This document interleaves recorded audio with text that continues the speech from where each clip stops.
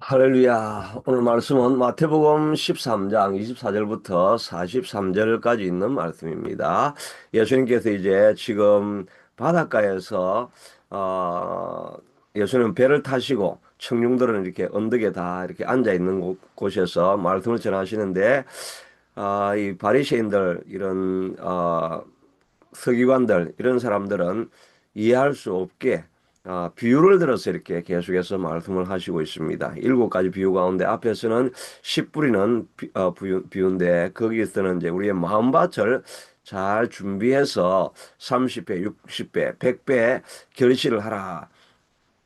말씀하시는데 우리의 삶을 통해서도 이제 말씀이 뿌려졌을 때 30배, 60배, 100배 여러분 삶 속에서 귀한 열매가 맺혀질 수 있게 되기를 축복합니다.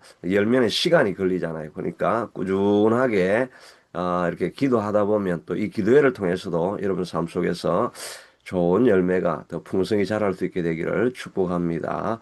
오늘 말씀은 씨 뿌리는 비유 이후에 또 비싼 비유지만 이번에는 이제 알곡과 가라지의 비유입니다. 농부가 씨를 뿌리고 어, 자라게 했는데 거기에 밤중에 잘 때에 원수 마귀가 와가지고 그 가라지를 뿌린다라고 이렇게 말씀하고 있습니다. 이 가라지는 한국에서는 피라고 하죠.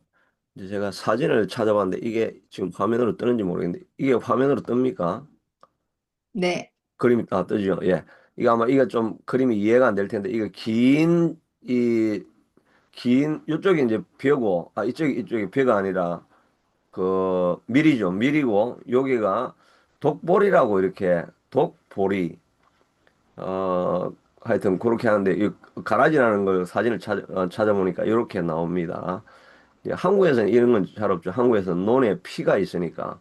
근데 이거는 이 줄기를 이렇게 꺾어가지고 이렇게 해놔서 길게 하기 좀 힘드니까 하여튼 여기서 뿌리에서 자라가지고 줄기가 이렇게 된다는 것이고 요거는 뿌리가 이게 비어 뿌리는 이런데 이 독보리 뿌리는 이렇게 해가지고 이렇게 쭉 가지가 올라가다가 내려와가지고 다시 이렇게 하는데 요거 하여튼 맺히는 것도 벼하고 비슷하긴 한데 하여튼 벼가 아닌 그게 가라지라고 하는 겁니다. 이게 한국엔 잘 없는 거죠. 우리는 벼를 심으니까 어, 예.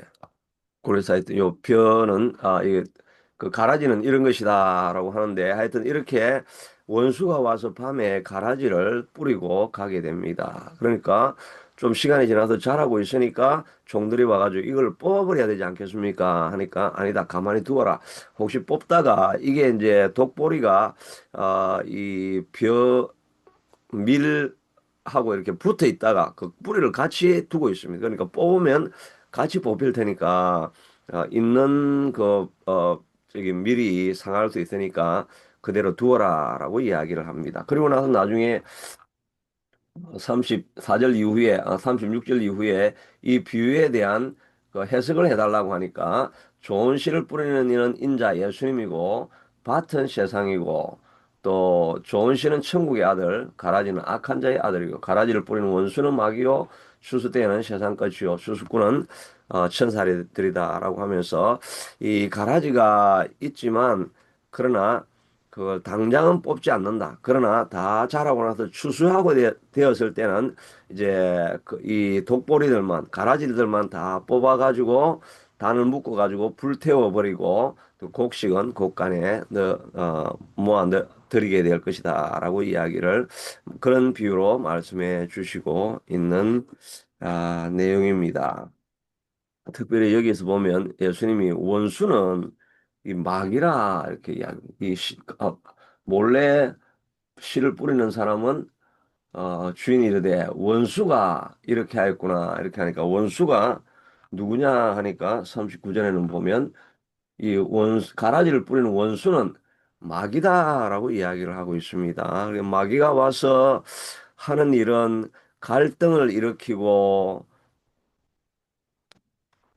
어 질병과 또 저주를 가져오고 또 미움이 일어나게 하고 우리를 자꾸 좌절하게 하고 낙심시키고 이런 일들을 하는 게 이 씨 뿌리는 와서 뿌리는 원수는 마귀라고 했잖아요. 근데 마귀는 원수라고 했습니다. 마귀는 우리 친구가 아닙니다. 마귀는 원수입니다. 그러니까 우리가 이 마귀가 일으키는 일을 보면 우리가 분노하고 원수를 이렇게 미워해야 되죠. 이거는 뭐 원수를 사랑하라고 하는 게 아니라 이 원수는 우리가 끝까지 미워하고 대적하고 분노하고 싸우고 저항해야 될 것입니다. 그래서 뭐 모든 일이 마귀가 하는 일은 아니지만 마귀가 와서 사람을 조금 디프레스가 됐을 때 완전히 다운이 되게 만들고 또 조금 부정적인 생각이 나고 상황이 잘 안 들어갈 때 막 그걸 막 격노하게 만들어서 사건을 완전히 망치게 만들고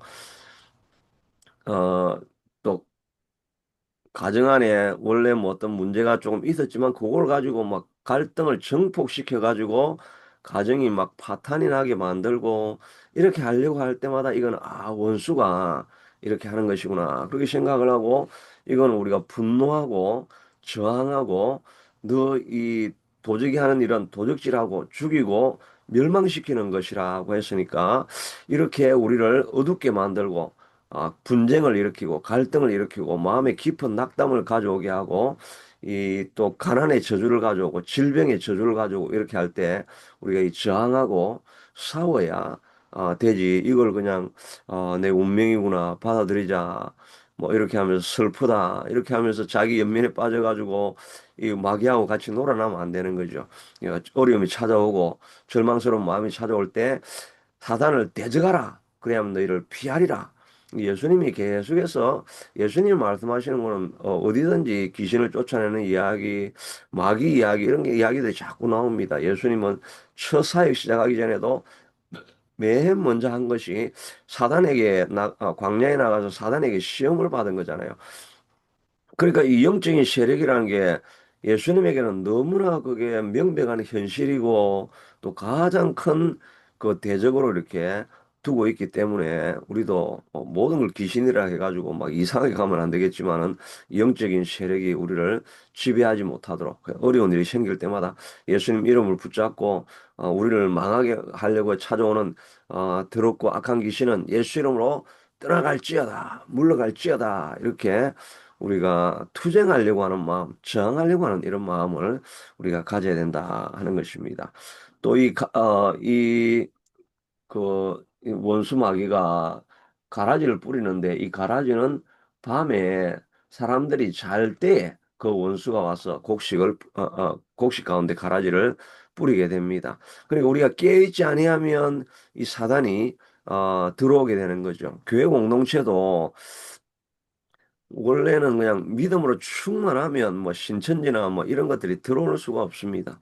그런데 우리가 교회가 좀 열정을 잃어가고 또 예배에 하나님의 영이 임하지 않고 또 교회가 뭐 어떤 열정을 가지고 하나님 기도하는 것이 자꾸 식어지고 이러면 그냥 거기에 머무는 것이 아니라 이때가 기회다 하고 사단이 밤중에 깨어있지 않을 때 들어온다는 것입니다. 우리가 깨어있지 아니하고 말씀에 정신을 차리고 있지 아니하고 그냥 세상 드라마, 세상 재미에 쭉 빠져 있다 보면 정말 우리가 그 맛에 배입니다. 그러다 보면은 드라마는 진짜 한번 보면 저는 뭐 드라마는 안 보는데 드라마는 요즘 뭐 우리가 나이가 드신 뭐 드신 분들은 다 그렇지만 이게 뭐 난픽션 이거는 픽션은 우리가 안 좋아하죠. 뭐 드라마 뭐 이거는 꾸민 이야기니까 우리는 너무나 현실적인 걸 좋아하니까 뉴스만 보면 막 그냥 우리는 그걸 계속 듣고 싶은데 이제 여성분들은 아마 그래도 드라마를 많이 보시는. 근데 드라마 딱 보고 나면 그 다음에 잠이 안 오죠. 다음 편이 어떻게 될까? 다음 편이 어떻게 될까? 그게 너무나 기다려져 가지고 우리 애들도 보니까 뭐 에피소드 나왔는데 얼마 전에 이야기하는 그 모범 택시라고 하는 그 드라마도 있더라고요. 그건 좀 재밌긴 합니다. 뭐 악한 거 또 뭐지 학교에서 그 학폭하는 애들 막 그거 하고 또 보이스 피싱 잡아가지고 하니까 사람 속이 시원하게 하는 그런 그거는 단편 끝나긴 하지만은 여하튼 우리 애들도 보니까 야 모범 택시 그 뉴 에피소드 나와서 이렇게 하는 걸 보니까 얘들이 그걸 얼마나 기다리고 있는가 그런 생각이 들더라고요. 그게 바로 세상 맛이죠. 세상에 기대하고 기다리는 것, 그 맛이 우리 안에 잘못하면 들어가 있는 것입니다. 우리가 맛이 들어서 언제 아침 기도회가 오나, 언제 이 또 금요 기도회가 오나, 언제 내가 같이 예배할 시간이 오나, 그것만 손꼽아 기다리고 하는 것은 성령의 맛에 들어 있는 거죠. 그 맛이 우리 속에 자꾸 들어와 있어야 되는데, 그게 깨어 있는 것인데, 나도 모르게 내가 뭐 세상 맛에 빠져 있어. 내가 무슨 그 세상 재미에 빠져 있어. 그거 자기는 모릅니다. 그런데 우리가 예배를 사모하고 말씀이 기다려지고 기도가 충만해지고 이렇게 하지 않으면 그냥 나는 중립이 없다 그랬죠. 예수님도 내 편 아니면 사탄 편이라고 앞에 계속 말하지 않습니까? 하나님을 향하고 있지 않으면 어느 순간에 세상을 향하고 있는 것이라서 그때 우리가 정신을 바짝 차리고 해야 됩니다. 정신을 바짝 차리고 있지 않으면 그냥 사단이 들어가 가지고 가라지를 넣어 가지고 알지 그냥 평안했던 가정이 갑자기 어려움이 생기기 시작하고 또 내 마음에 막 천지풍파가 일어나서 절망적인 마음이 찾아오고 갑자기 분노가 일어나고 세상 정욕이 일어나고 이런 것도 우리가 어느 순간에 잠들고 있을 때 사단이 와서 우리를 도적질하고 죽이고 멸망시키려고 하는 것입니다. 정신을 우리가 바짝 차려야 되겠죠. 최근에 어떤 유튜브를 보니까 그 이제 옛날에 삼덕재지라고 하는 그런 그 잘 나가는 회사가 있었거든요. 막 그렇게 큰 회사는 아니지만 중소기업으로 회사가 있었는데 이 노조가 그 분쟁을 일으키기 시작하고 이래 하면 이제 전문적으로 싸우는 그 민주노총 이런 사람들을 이제 보내주거든요. 그래가지고 제가 이거 지금 좀 우파적인 이야기인데 노조 이야기하면 또 좌파 쪽에 있는 사람은 또 조금 뭐 안 좋게 생각할 수도 있는데 하여튼 이 사람들이 와가지고 갑자기 뭐 15% 임금 인상해 달라 이렇게 하고 근데 그 사람들도 그냥 아주 회사를 사랑하는 사람이었는데 회사가 너무 잘 되니까 욕심이 나기 시작하고 이러면서 우리도 올려달라 그걸 적당하게 하면 되는데 어 그냥 무조건 투쟁 이래 가가지고 15% 올라다니까 이제 사장이 화가 나가지고 그러면 문 닫아 버려. 사람들이 그렇게 할 줄까지는 몰랐는데 그냥 문 닫아.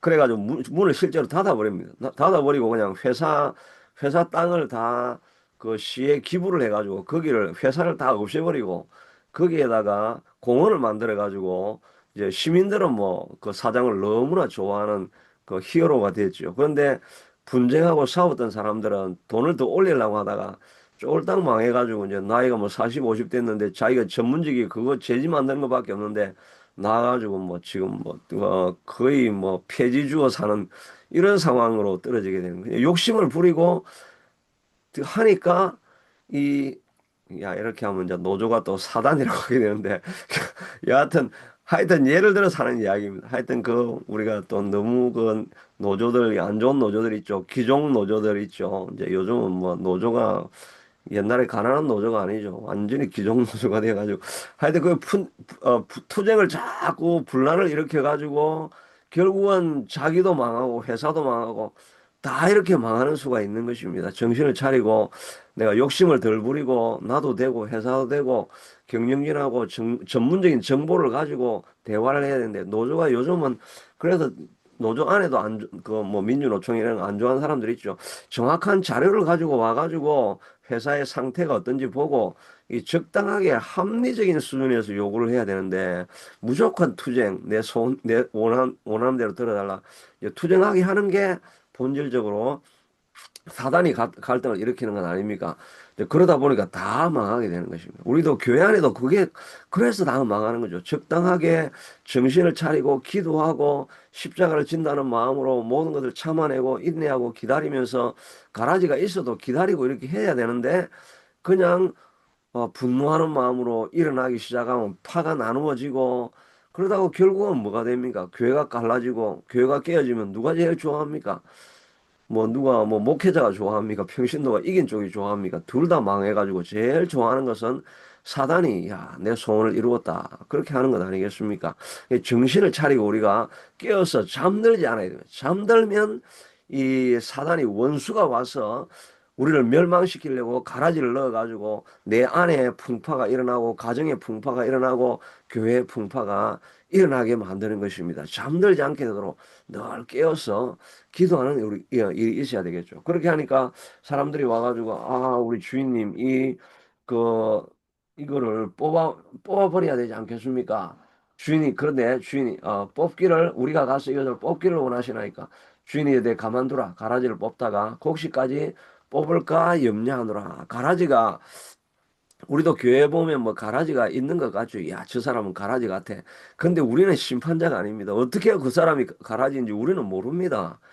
그 사람이 그렇게 하다가 또 은혜 받아가지고 변화될 수 있고 그렇게 하기 때문에 우리가 해야 될 일은 누가 가라지냐 이거 이제 이 설교 듣고 나서 가라지가 있으니까 야, 저 사람이 가라지였네 저 사람이 문제였네 다른 사람 지적하는 게 아니라 내가 가라지가 될지 안 될지 그거를 걱정해야 되죠. 그렇게 하는데 하나님께서는 가라지가 있어도 그대로 두라고 합니다. 그 가라지를 통해서 우리가 자라고 성장하기 때문인 것입니다. 우리는 그런 면으로 생각을 해야 되죠. 정말 이 사울이 가라지인 거는 맞죠. 사울이 끝까지 죽을 때까지 회개를 안 하고 귀신의 영이 임해가지고 그냥 하나님의 사람을 끝까지 쫓아다니면서 죽이려고 하다가 자기가 전쟁에서 죽었으니까 가라지가 맞겠죠. 그렇지만 하나님께서 그 가라지를 얼마나 사용하십니까?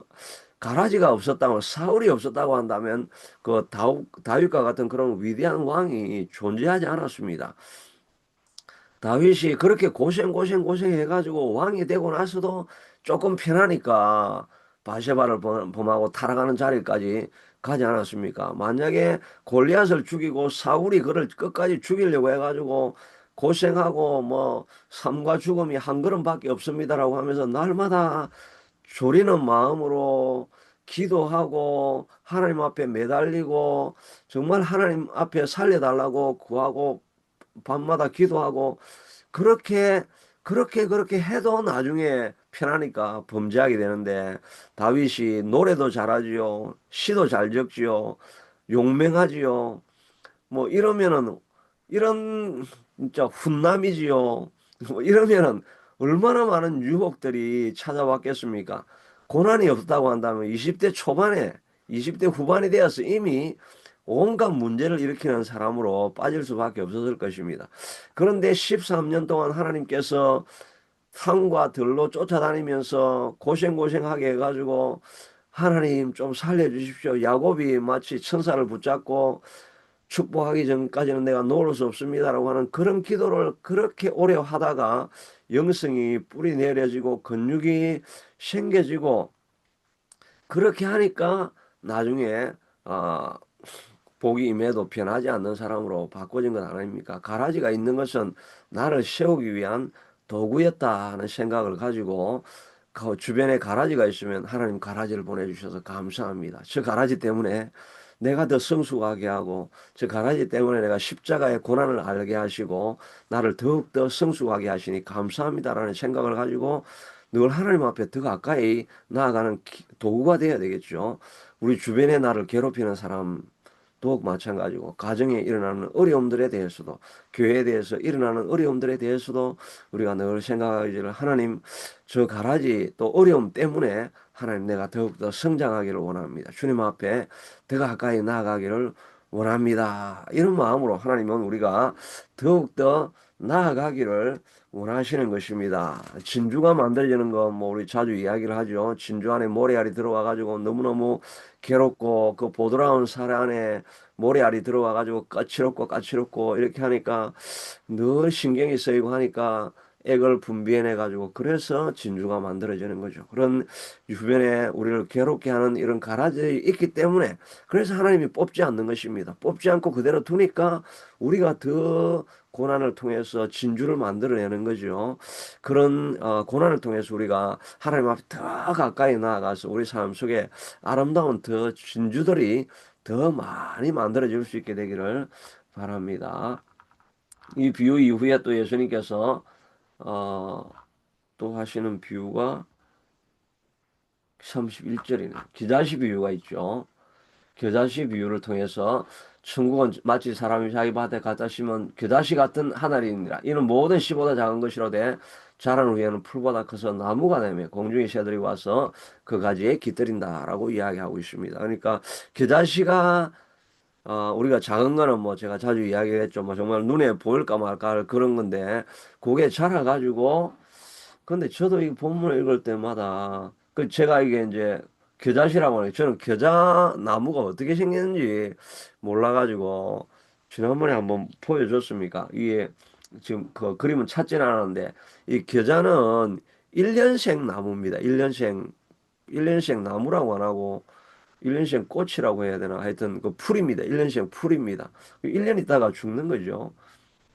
그런데 실제로 찾아보니까 이 요즘 우리 겨자 그 머스타드 핫도그 먹을 때 뿌리는 거.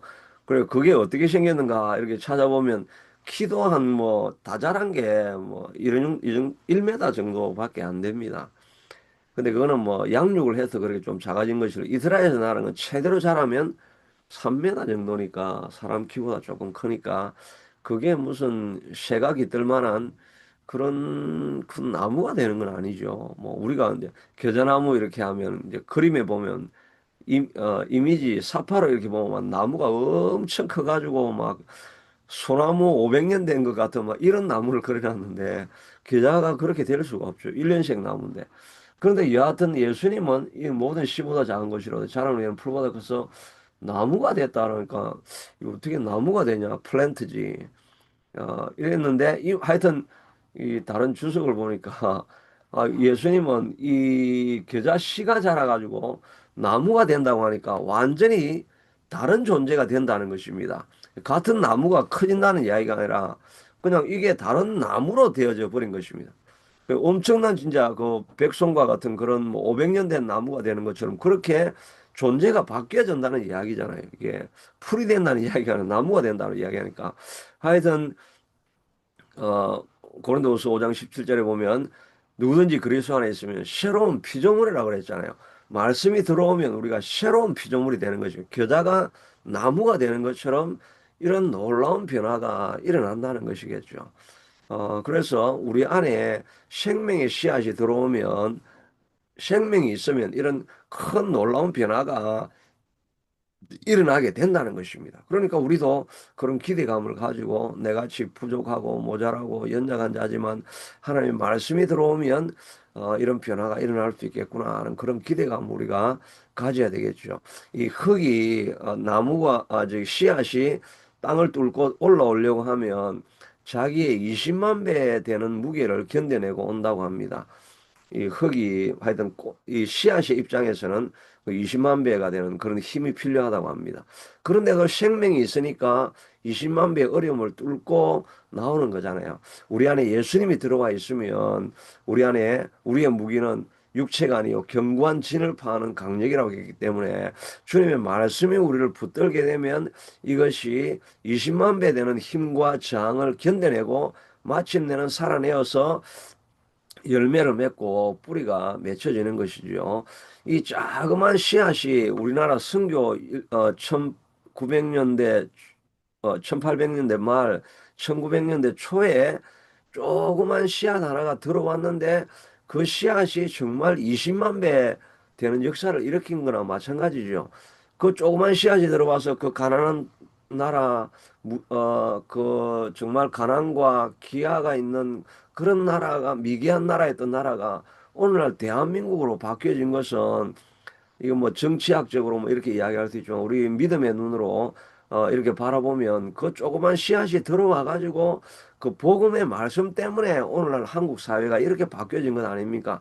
그렇지 않았다고 복음의 말씀이 안 들어왔다고 하면 복음이라고 하는 말씀이 들어와서 교회가 세워지고 교회적인 가치가 사회에서도 그 믿는 사람들이 많아지니까 그런 기독교적인 가치가 사회를 점령하니까 그게 민주화, 산업화가 성공적으로 이루어질 수 있는 계기가 된 거는 바로 이 믿음의 가치가 들어온 복음의 가치가 들어간 것이죠. 새마을 운동도 사실은 그 기초가 된 거는 그 조영기 목사가 박정희 대통령이 이제 그 가난한 사람들을 막 이렇게 해가지고 교회가 엄청 커지고 막 여의도로 나오고 이러니까 박정희 대통령이 불러가지고 이 나라도 당신 교회처럼 좀 잘 되게 만들려고 하면 어떻게 해야 되겠습니까? 그러니까 조영기 목사가 이거 새 마음 운동을 일으켜야 됩니다. 우리 마음을 바꿔야 됩니다. 이렇게 이야기를 했는데 새 마음이라고 했는데 그건 너무 기독교적인 그 가치가 들어가니까 그 박정희 대통령이 새 마을 운동으로 바꾸자. 그렇게 해가지고 그 새 마을 운동이 일어나서 한국 사회도 변화되어지고 바꾸어지게 된 것이죠. 그러니까 복음의 씨앗이라고 하는 그 선교사들이 뿌린 조그만 말씀의 씨앗이 들어왔는데 그것이 마을을 바꾸고 시골을 바꾸고 도시를 바꾸고 결국은 한국 사회를 바꾸어서 오늘 이 자리까지 있게 되어진 것이죠. 하나님의 말씀이 들어오면 이런 사회를 변화시키고 또 세상을 변화시키고 나라를 변화시키는 이런 역사가 우리에게도 일어난다 하는 것을 우리가 믿어야 되겠죠. 그런 것을 우리가 믿을 때 그러면 우리의 삶 속에서도 이 말씀이 들어오면 20만 배의 저항을 뚫고 변화시키는 그런 역사가 우리 가운데 일어날 것이다 라고 하는 그런 약속을 붙들고 우리가 믿음으로 나아가면 하나님께서 우리의 삶도 변화시켜주는 그런 역사가 일어나게 될 것입니다. 그러니까 우리가 기대감을 가져야 되겠죠. 하나님, 내가 이렇게 변변찮은 그런 모습에 있고 또 나이도 있고 뭐 환경도 이렇고 비록 연약하지만 물론 우리가 뭐 젊은 때처럼 대단한 일을 우리가 일으킬 것은 아니겠지만 그러나 지금 우리에게 주어진 이런 상황 속에서 하나님, 나도 변화되어질 것을 믿습니다. 내 삶이 마치 겨자씨 같은 그런 삶이지만 하나님, 내 삶에 변화를 일으켜서 다른 사람에게 베풀어주고 나누어주고 새각이 될 수 있는 이런 내 삶이 되게 하시고 내 가정이 되게 하시고 내 교회가 되게 해주시옵소서. 이런 기대감을 가지고 우리가 나아갈 수 있게 되기를 축복합니다. 우리 웨이메이커 교회뿐만 아니라 이 아침 기도에도 하나님, 미약하게 시작하지만 하나님께서 역사해 주셔서 많은 새들이 깃들 수 있고 많은 상처 입은 사람들, 상심한 사람들, 환난당한 자, 빚진 자, 원통한 자들이 와서 기도하다가 소망을 얻고 힘을 얻는 그런 영향력을 미치는 그런 기도회가 될 수 있게 해주시옵소서. 이런 기도도 해주시기를 부탁합니다. 그런 기대감을 가지고 우리가 나아갈 때 하나님은 정말 겨자씨를 변화시켜서 이런 큰 나무가 되게 만들어 주실 줄로 믿습니다.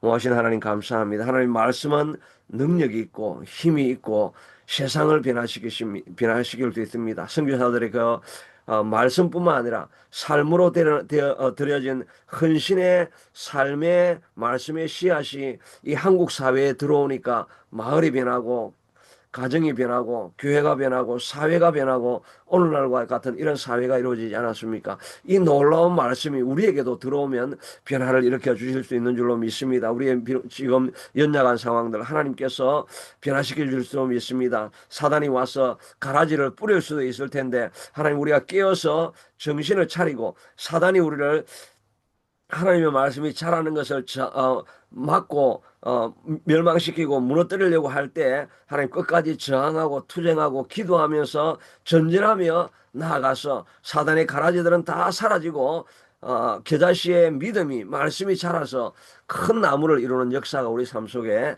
일어날 수 있게 축복하여 주옵소서. 예수님 이름으로 기도드리옵나이다. 아멘. 예. 계속해서 기도하며 나가겠습니다.